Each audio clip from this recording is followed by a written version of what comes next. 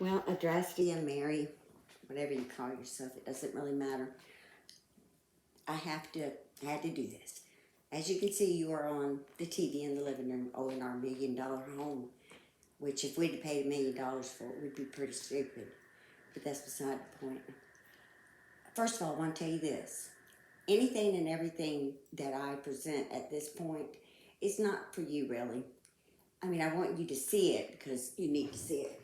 It's for those people that give you money and support your laziness and your drug habit, and that does not allow you to learn to get up and do anything for yourself. It's really for them. Now, granted, the ones that have been with you a while, they're never going to get it because they're like you. They have selective memory. And you hate it because I'm around, because you know that I will always tell the truth. I will present the truth.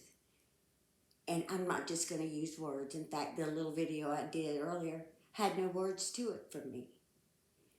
It was just strictly the legal paper. And let me correct you on something too, real quick. You know, a lot of those papers are free, but the actual transcripts, which are what was taken by the court reporter, those words are the words that was spoken in the courtroom, and it's every word that anyone said. Okay, let me repeat that for you because I know you're a little slow.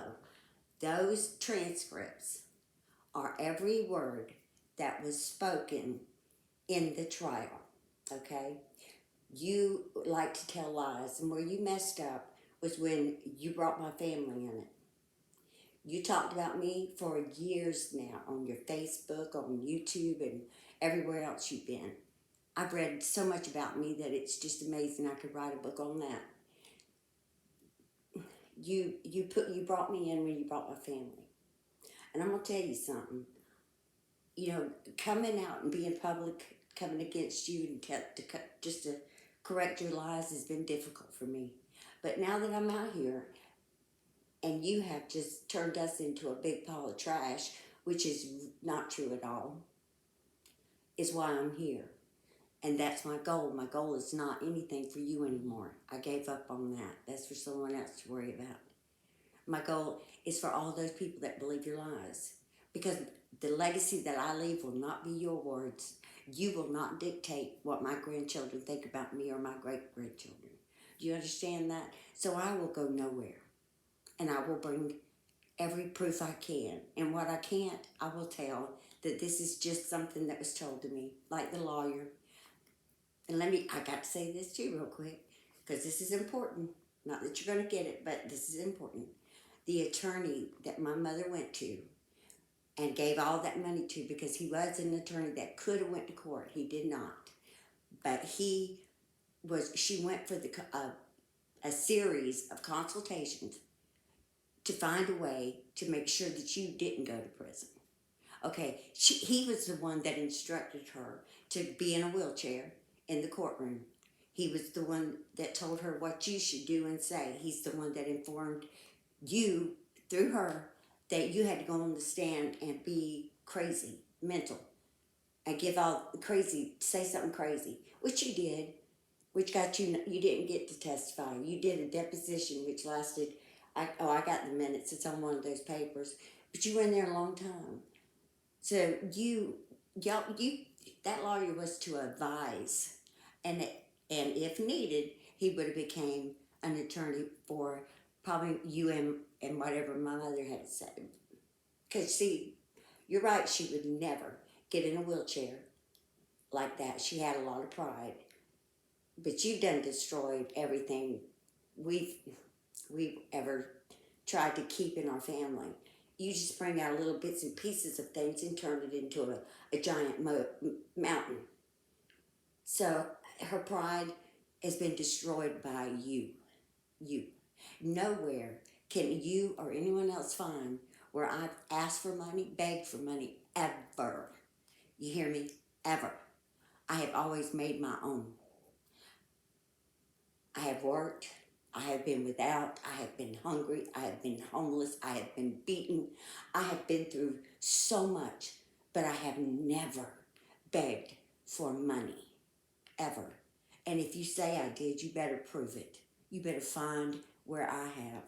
You're the only trash pile that gets out there with a sign. You're the only trash that wants to just live off everybody else. You're garbage, pure garbage. You have taken a family that has worked hard to have a good reputation and turned us into garbage. So yes, when your name pops up, I pray that mine comes right up behind you and the truth is exposed. So it's not about you, it's about everybody else.